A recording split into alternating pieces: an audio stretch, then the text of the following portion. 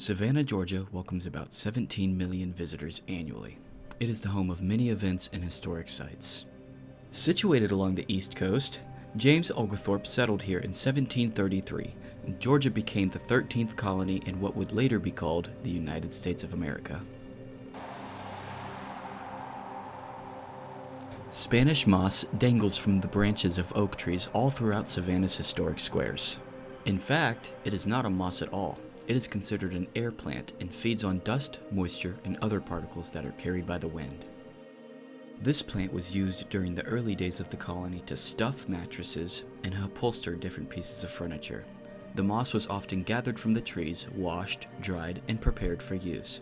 This particular mattress is stuffed with Spanish moss and is located at the Davenport House. History in many places is often accompanied with folklore, especially when there could be a paranormal aspect to a particular story. Tourists are attracted to the hauntings and unexplainable happenings in older cities. Spanish moss is used to market the area to tourists. Savannah is often depicted on postcards with large oak trees draped in moss. One of the best examples of this are postcards from the mid to late 19th century of Bonaventure Cemetery.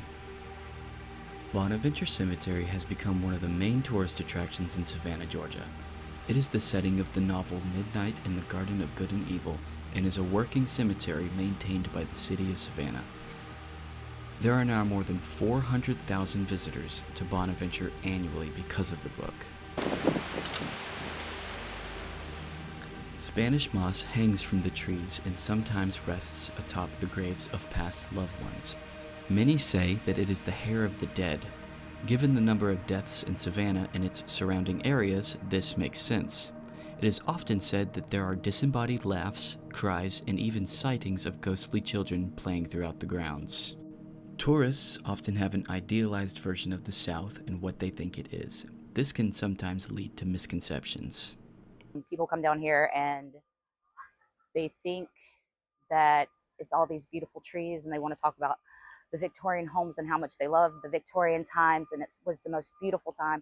What they're not taking into concept is that was built by the enslaved. You're not talking about that. You're just talking about the dresses and the corsets and the parties. You're not talking about the fact that the entire city was built on the back of the enslaved people. There are stories that are not a product of misconception, like the hanging of Miss Alice Riley. She was a 17-year-old Irish immigrant that was accused of murdering the man she worked for. Her accomplice was hanged immediately following the murder, but she was pregnant and was not hanged until after giving birth. As the story is often told, she cursed the square, saying that Spanish moss would not grow in the portion where she was hanged.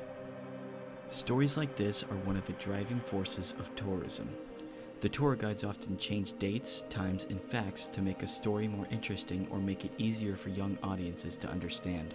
I believe that folklore is told differently because of tourism. Sometimes, depending on your group, you're going to have to water it down because they just can't take the real history and the things that are a little more dark. Tourism brings a lot of money into the city of Savannah.